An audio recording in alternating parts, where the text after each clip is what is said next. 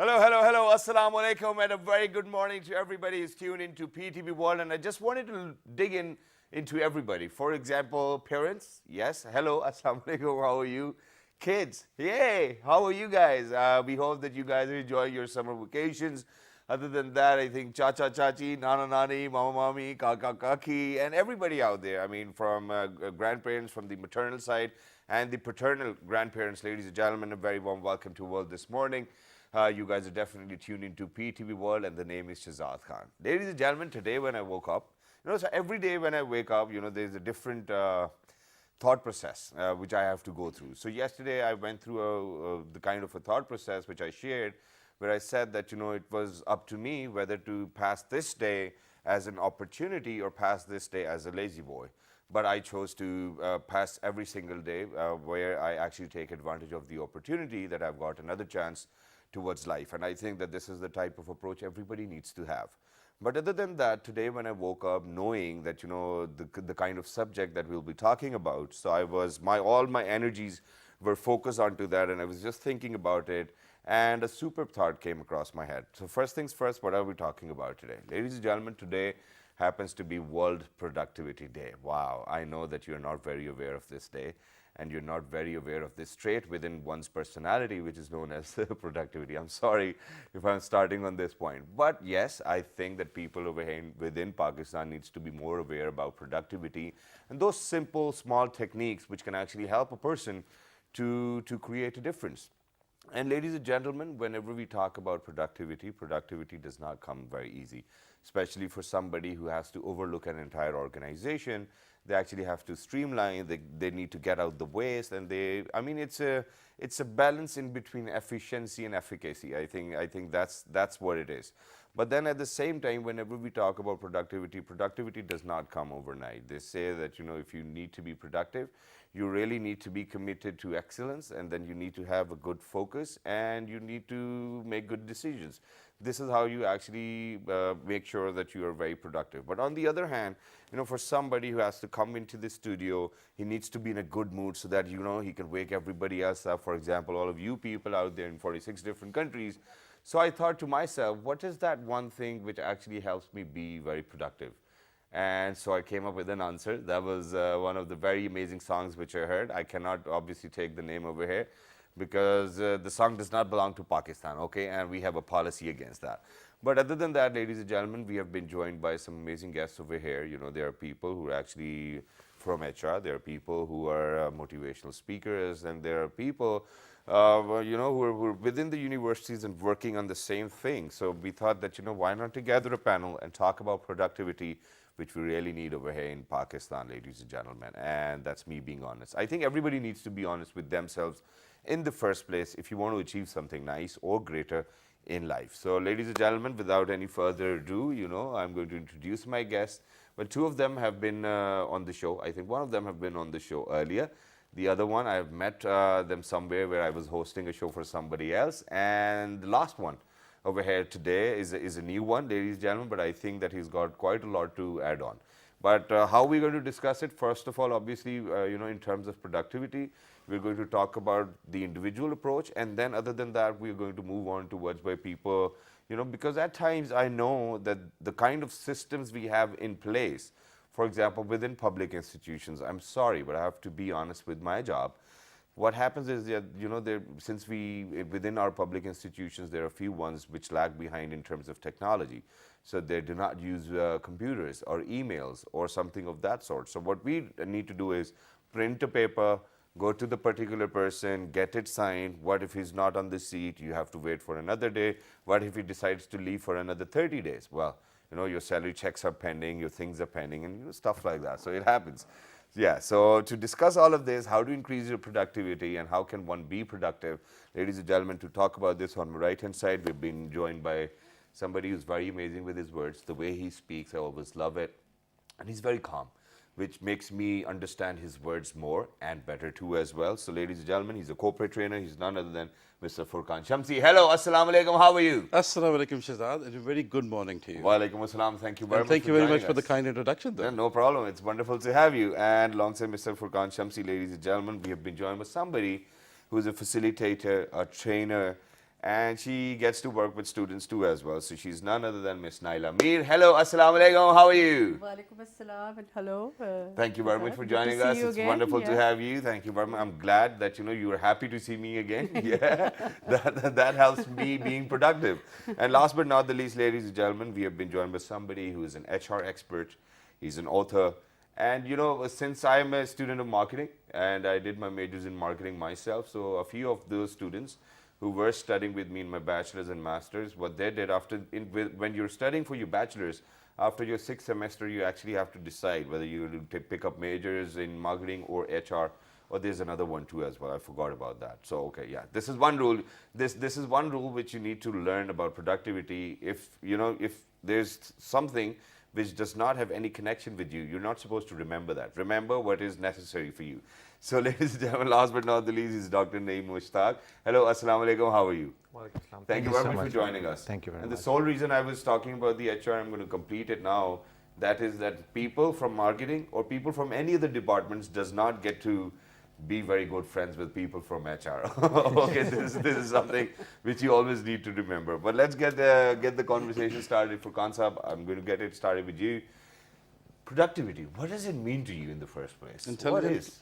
Intelligent planning, Okay. focused efforts. Yeah, focused effort. Is it I mean, Paul Mayer? yeah. Besides this, obviously, rate of the output per input, and it's Exactly. fertility, it's the production, so all those efforts. But I believe it's your intelligent planning, Yeah. which is when it is aligned with your focused efforts, results in some outcome. Yeah. That is actually productivity. That is productivity. So I'm going to move on to Miss Naila.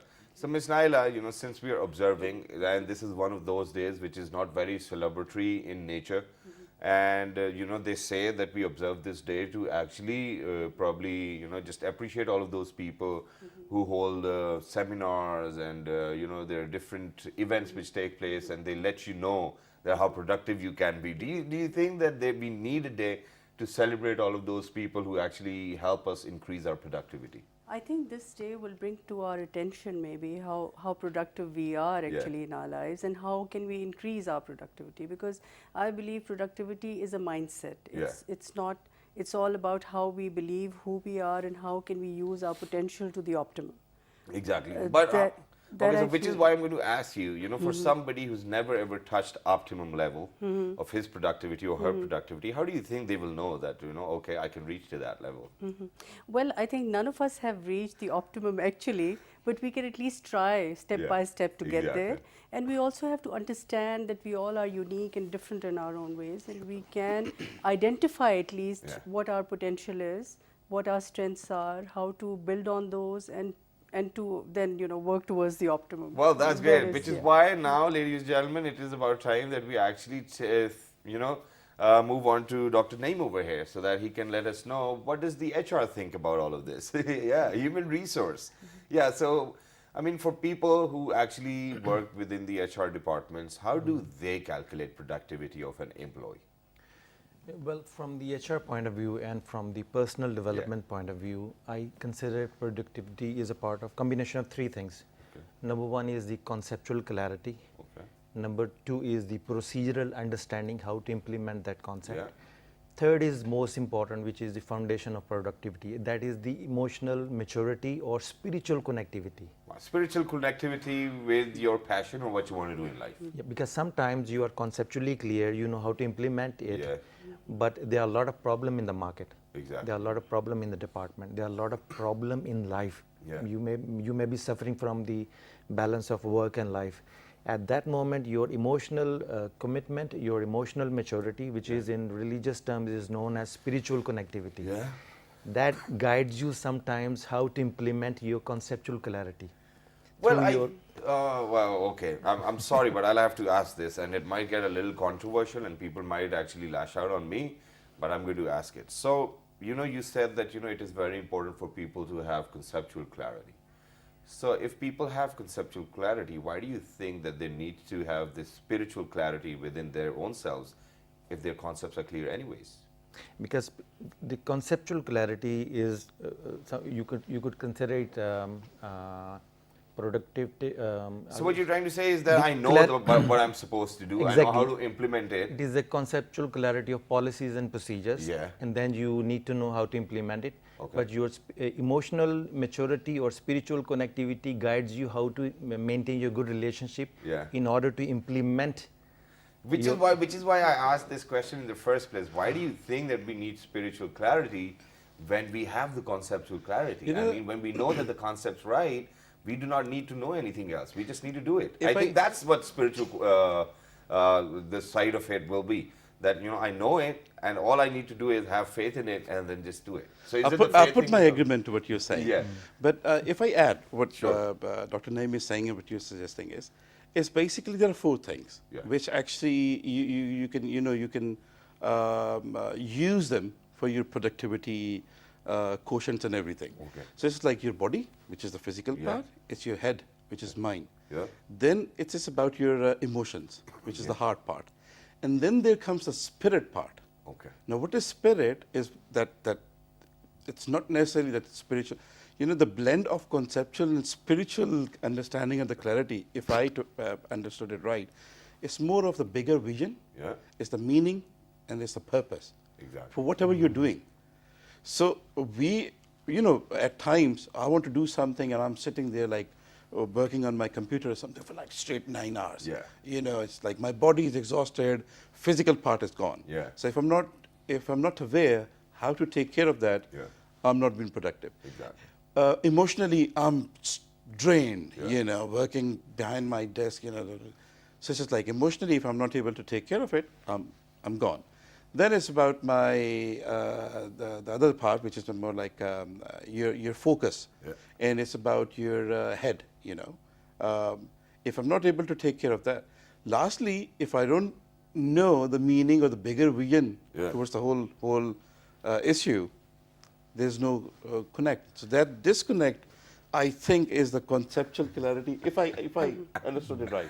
So Okay. it's like it's the conceptual clarity and Yeah. the spiritual connectivity. Exactly, and that's very much required too as well, ladies and gentlemen. Where World Health Organization, when they came up with the definition of being well, or the definition of well-being, they said it's your physical, mental, and spiritual health. And there's one more which has to do a lot with body, but I just wanted to make sure that you get to hear the word spiritual.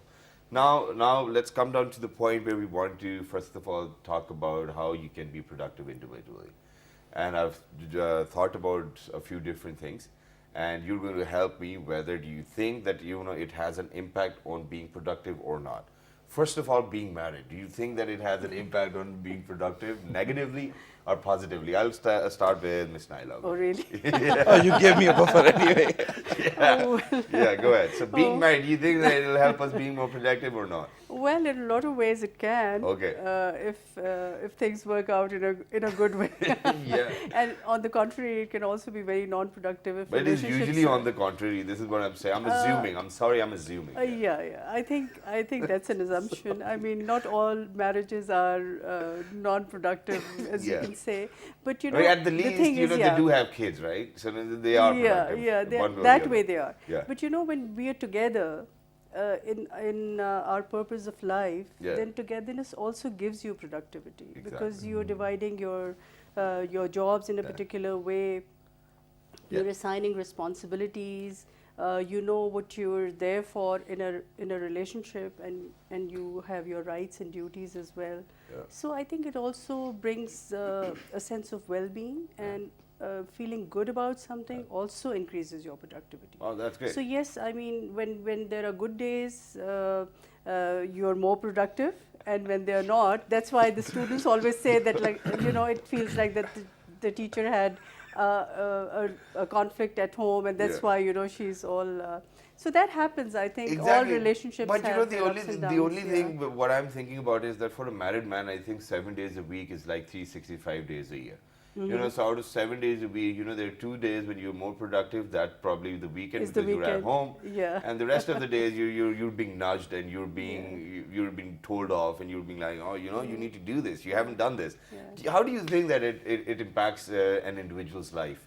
I mean, if a partner is actually continuously complaining about things that you're not doing, and they keep on reminding you after every 6 months, and you haven't done it. So That's what I said, the spiritual part. Here is the spiritual part. Sometimes, living as one team, as one unit. Yeah. In office, we learn how to live with our boss, with our subordinates, with our seniors and superiors. And we learn about the conceptual clarity and how to maintain our relationship. Exactly. Here comes our emotional connectivity or emotional maturity part. Yeah. When it comes to the family life, that is more difficult also, because a person sitting in home, sometimes they don't have the idea what is happening in the market. Yeah. And you coming from the market, you don't have what is happening at home. Yeah. So the best thing, I think, to maintain productivity by maintaining a good relationship is to develop the level of trust in one another. Yeah. So once you trust one another, you don't need explanation, or you don't need justifications. So that is the part which helps you improve your productivity in both areas, by learning to trust one another. Very nice. That's great. Which is why I'm going to ask you for an example where you've seen husband and wife trusting each other. Yeah, but I know that, it's easier said than done, and this is how it needs to be at the same time. Yeah. But ladies and gentlemen, eventually, I mean, it's not just the married people, it's people who live with their parents, it's people who actually have to look after their kids. There's so many other pressures in life which you have to deal with every day, and it needs to be done every day. You cannot procrastinate on that. Now I'm going to ask you a very simple question. They say... You didn't ask me the same question. Yeah. No, that's fine. Otherwise, I have to say first hello to my missus there, and then we'll answer that. No, it's a very productive part. I believe in that. Yeah. That getting married is a productive, even if it is non-productive marriage. Learn from your mistakes. Exactly. So a few days back, I was speaking at a forum where we were actually discussing the failures in life. Yeah. And not actually finding the excuses, but taking refuge in them, understanding the reasons. Exactly. And that will actually lead to the next success. Exactly. But anyway. That's great. And it's great. Ladies and gentlemen, to my understanding, I think with the words which have been said by far, from all our guests, I think that this is the way to go forward. Unfortunately, this is not how it is, particularly in Pakistan, because the culture is different, and I think that the culture has to do a lot with productivity too. But before we move on to culture, they say very famously that multitasking can actually decrease your productivity. Is that correct? Yes, very true. How? It's a myth. We cannot do multitasking. Yeah. At times, we can only have one focus. Okay. Now, we all do multitasking. I do it, you do it, and even like sometimes when we are having a chat and we're trying to multitask with our gadgets, you know what I mean? I have So to do very, it quite a very lot, simple yeah, example of it. We lose our focus. Exactly. And that is actually where comes that part where our mind plays. Yeah.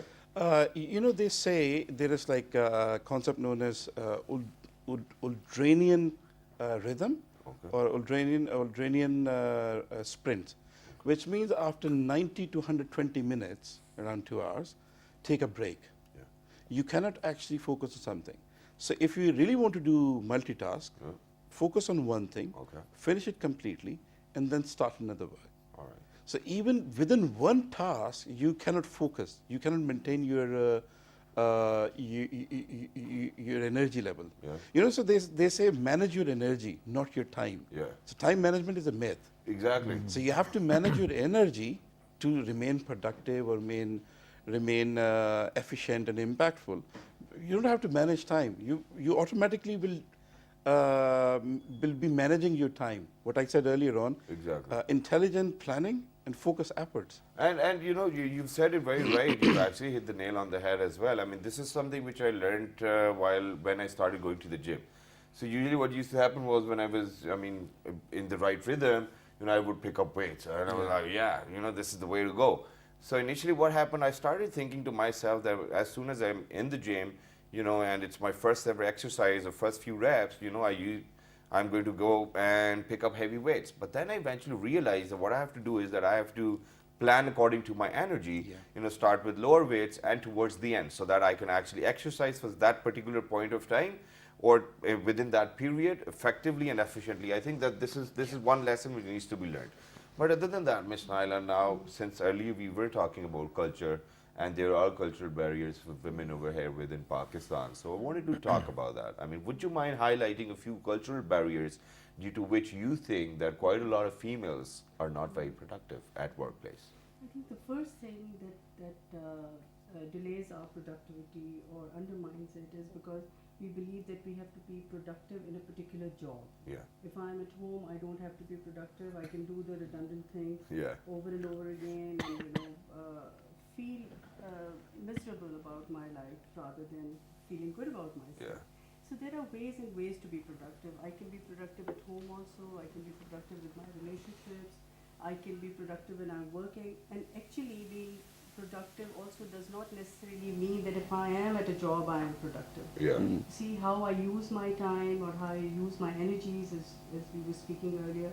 That's very important, because if I'm not feeling good about myself at the end of the day, and if I feel that I'm not exhausted or tired. That's great. We'll have to come back to you. You know, we're facing a technical problem with your mic, but let me move on to Dr. Saab over here. So Dr. Saab, you know, she said it very right. You know, it is not important for anybody to be at the job and be productive.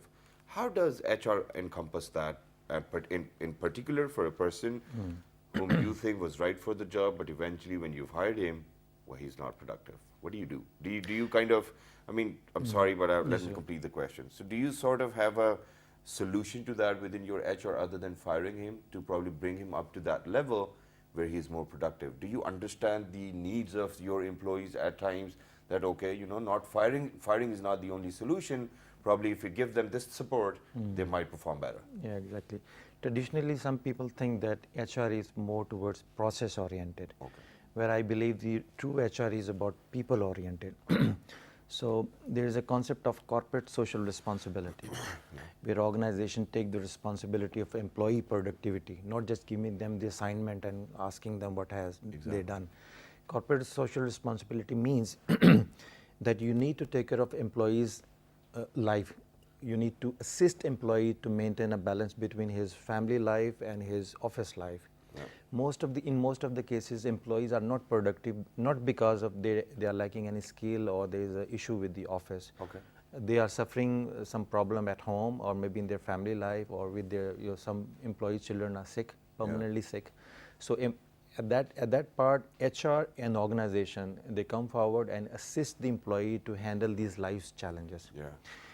And through this approach, employee becomes a part of family, not just the department. Exactly. Here comes the concept of corporate loyalty.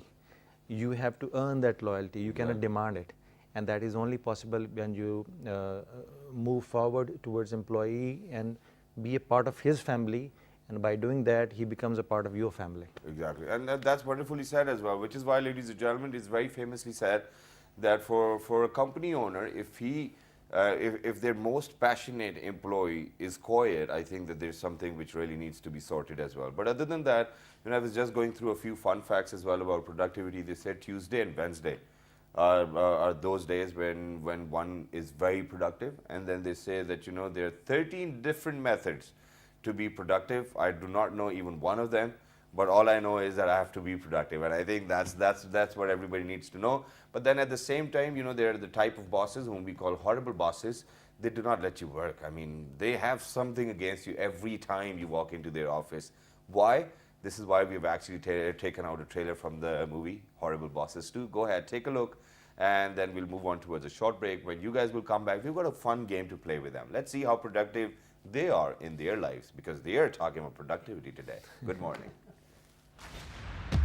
There they are. They're my shower buddies. I'll place the initial order of 100,000 units. 100,000 shower buddies. We have finished order in full, and it is ready to be shipped. I'm afraid I'm going to have to cancel that order. Say cancel? We have our own new product, the Shower Pals. Better name, It is too. a better. About the white woman with the big ass titties. That's the one. With me now. Come with me. What's happening? I want to partner up on this thing. The kidnapping is off. No, it's on. No, it's off. Okay. I think I'll call the police. This little one assaulted me. What?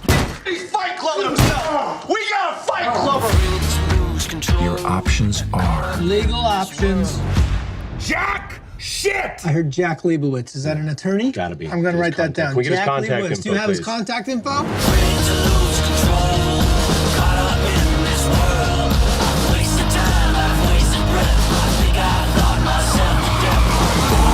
you texting? Texting my lady. I don't check in. She goes crazy. I didn't know you you're seeing someone? Yeah. That's great.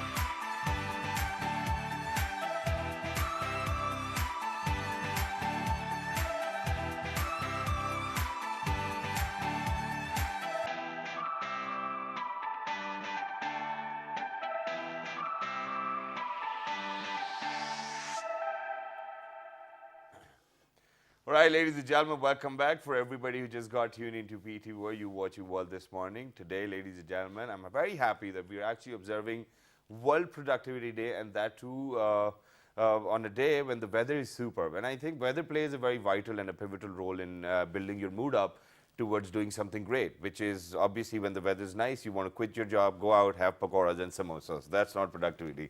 But before I move on to this fun segment which we wanted to do with you guys, it's just question answer.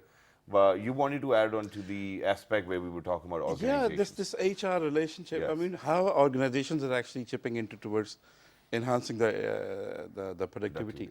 You know, it's the basic agreement or the basic contract between an employee and an organization is they both want the maximum out of the other. Yeah. You know, in this relationship. So what's happening is, besides that, if both actually start investing in each other, you know, organization invest how? They invest in their skills, knowledge, attitudes, abilities, and the technical skills in employees. Besides that, they can also invest in, you know, saying this word again, energy.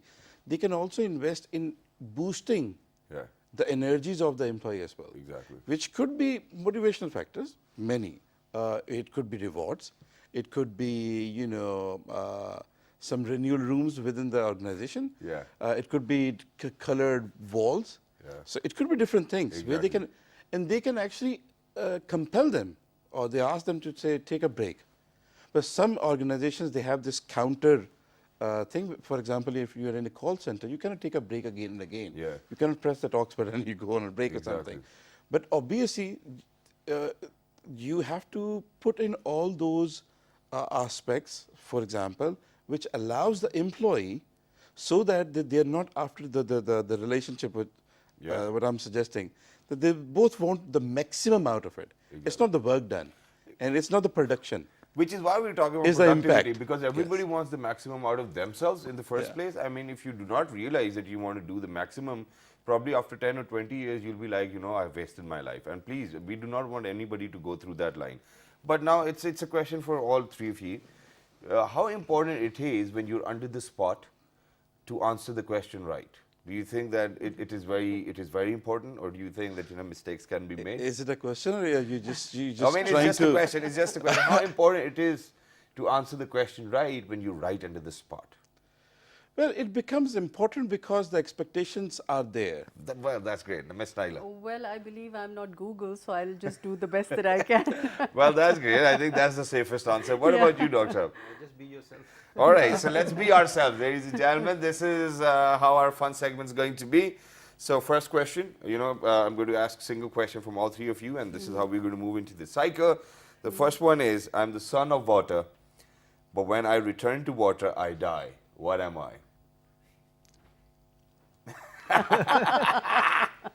Think about it. We use it. It's summers. These days, we use it quite a lot. Ice. Ice, yes, that's great. And moving on, Miss Naila, I'm green and ugly and come out at night with a crumpled old broom. Who am I? I mean, that's simple. Crumple old broom. Let me just check with Google. Crumple old broom. You know, there's this old broom broom. which people fly on. Do we have Who a are those lifeline? people who fly on brooms? Witches. Yes, that's Okay, that's right. Thank you for Do the we have a hint. lifeline? I can call my daughter for all these riddles, you know. Yeah, we do. The more I lie, the more people trust me. Who am I? Lawyer. Politician. Sorry for that. But you were clear, you were close. I make billions of dollars selling windows. Who am I? Bill Gates. Yes, or Microsoft in short. Okay, so now you have to guess who. Okay, guess who. So what do you have to give before you can keep it? Before I can keep it. Yeah? I can't. Your word. Yes. My Okay. word? Okay. Yeah. What can you break without touching it? No idea. A promise. A promise. Yeah. Oh, What goes okay. up but never comes down? A morale. Age. Oh, Morals do come down. But okay, so I did it on purpose. And the purpose was that the fact says that, ladies and gentlemen, such activities in between, I mean, not these particular activities or these questions, for 5 minutes or 10 minutes or diverting your attention can actually help increase your productivity as well. And now very quickly, because, you know, we just run short of time very quickly as well. Now let's come down to the organizational level, where first of all, you know, at the start of the show, I said that, you know, within public institutions, we have such systems in place, which even if the individual wants to be productive, they cannot be. How do you think they need to overcome this challenge? Do you have solutions for that? Well, first of all, it has to be system-centric rather than person-centric. I mean, they all are system-centric, but the problem is the people sitting in that system, they are, you know, I would just use the word, they're abusing the system. Okay. Let's put it this way. So if in comparison to this public sector or private sector, even in private sector, you may find certain scenarios. I say it's about the work environment. Okay. So the person who's actually at the leading spot, he needs to be careful. Exactly. He needs to understand the perspective of the people who are working with him or her. So if he or she can actually understand that part, obviously he will start developing the circumstances or the scenario which will suit his or her employees or the team members. Yeah. And then this is one of the steps, obviously. Then there are exactly. For example, ma'am, I'm going to give you an example, since you're a facilitator yourself as well, and you're in touch with students. So when I had to get my clearance done from university, I had to go to 30 different teachers, get their signatures, whether they are you know, in their offices or not. This is something which I have to deal with. Teachers are very, you know, they're not bothered with it because they're teachers. We respect them. Don't you think that it affects the productivity of a student who actually needs to do a 9-to-5 job and in between find a way to go and do all of this? How do you think that the systems, how do you think that we need to develop systems which are efficient for the organization itself and then the people who are working within the organization? That's true. We can facilitate people actually, and the systems can change. But sometimes what happens is the systems don't change or they won't change. So what can I do is that I can take the best I can do the best that I can under the circumstances, accept the circumstances, and also feel that if I'm going through a rigor, it's not because, you know, the system is against me. Sometimes that rigor also teaches me a lot. It teaches me patience, it teaches me consistency, it teaches me persistence. So rather than looking, and that will increase my productivity, you see, because when I feel down, productivity is also feeling good about what you're doing. And it enhances if we feel that, you know, whatever I'm doing is leading me towards a certain goal. So I think how we can fight the system is, or not feel bad about the system, because you see that's a very big task and we can't really change the system as this per is se. why this is why I've asked you this question, and since it's your first time on the show, so I'm going to give you clear understanding of what I do. So my questions are usually multi-tier, you know. So I have to come after that as well. Now, what I wanted to ask was, for people who are responsible for so many students, who are facilitators, how can this happen that they have never ever challenged the system in terms to provide or probably increase productivity of the people they're facilitating? I think the systems are changing, because you see, being connected with universities, what I've noticed is that there is a gradual change that's coming. And I also feel that people are realizing that we have a very limited resource, which is time, and we need to use it the best that we can. So I think the drain is about losing time and not being able to do something which is more constructive during that period of time when you're going from window to window and waiting and whatever. So we just have to fill those gaps and feel that we are dedicating that time towards a larger purpose so that it doesn't bring us down. I think remaining productive becomes easier for us if we feel that whatever we are pitching in right now in terms of time or resources or energy is basically towards a bigger or a larger goal. Well, that's great, and thank you very much for saying that. Same is the question for you, Dr. Saab, because you are the one who actually plans on these things as well, in terms to make sure that the company they're working for is more productive. This is one thing which I wanted to ask. First answer this, and then I've got another one. I'm sorry. Well, from the HR point of view and from the organizational point of view, I think job descriptions should be very clear. And second thing is, in most organizations, they invest on employees in their technical skills. They should also invest on employees on their behavioral skills, soft skills. And the third part which affect productivity side is they think only the employee needs to be trained, not the department heads, because they are the one who create lobbies. So they need more training than employees how to maintain good relationship. In most organizations, the issue is not the technical, is the soft, is the relationship with one another that affects productivity. Exactly, that's great. And as I earlier said to Ms. Naila that my questions are multi-tiered, which is why. Now, what I wanted to ask was, you've talked about heads. Thank you very much for saying that.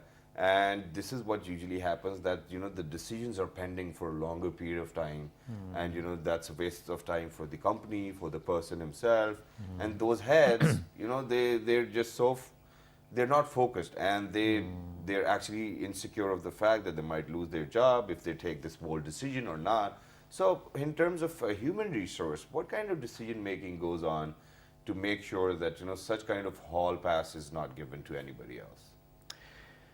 In this regard, I think the main problem comes from the CEO, where this kind of environment exists in the organization, because the CEO is only appointed or by the government or comes for a short period of time. So he's only concerned with his own interest. The best we do at the department level, that from the HR point of view, we focus mainly on performance management issues on a day-to-day basis, not just at the end of the year. Because at the end of the year, it's a political evaluation, the genuine performance evaluation on a daily basis. So we assist the employees and we assist the department head. In traditional understanding, HR is a department. In its genuine definition understanding, we are not a separate department, we are the part of every department. We assist the department. We are the ones who can poke their nose anywhere they want. What are you doing? Oh, nothing. Exactly. So we are there to warn the department, and we are there to assist the department. We are the invisible force in the operations. But why do you think people do not have, I mean, I have never ever met a single person who has to say something nice about human resource department. Why? Because human resources department, that is never taken seriously. I think that, and that is the root of all the politics in the organization. So you have to be very careful, because most of the organizations, they select a person who is good in command and control, who is not a good psychologist of human relationships. So you need a person who is coming from a good understanding of human relationship.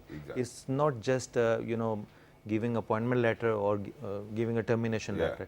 The real job of the HR manager, generally HR manager, is in between.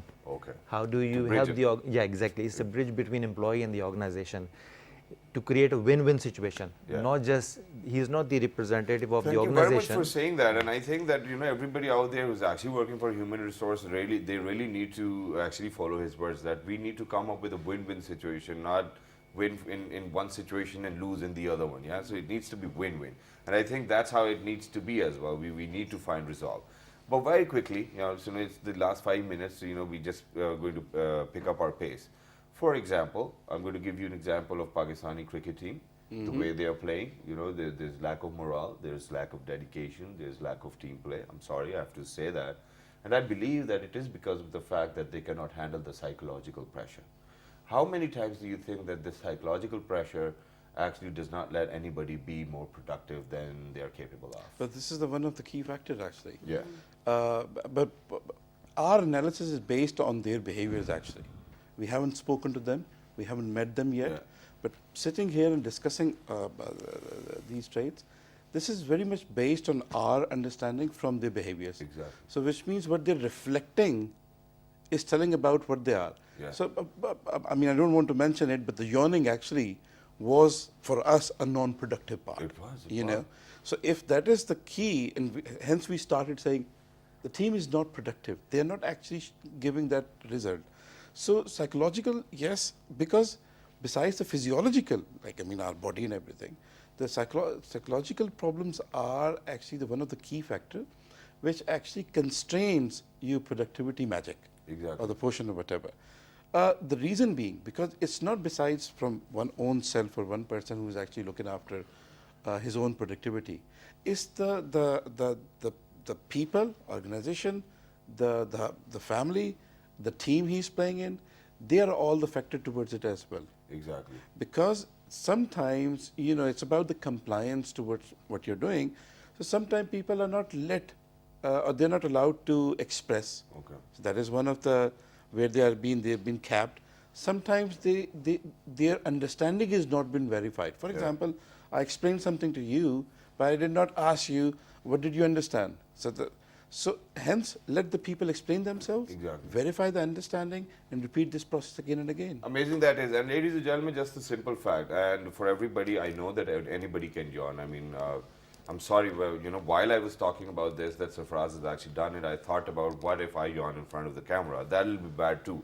But imagine for somebody, you know, the stats say that out of 7 billion people, so out of every 8 people, a person was actually watching the Pakistan-India match. Imagine how much of lack of focus you might have while you were playing, that you were yawning and you even forgot to keep your glove right in front of your mouth. I mean, this is something which tells us that you weren't focused at all.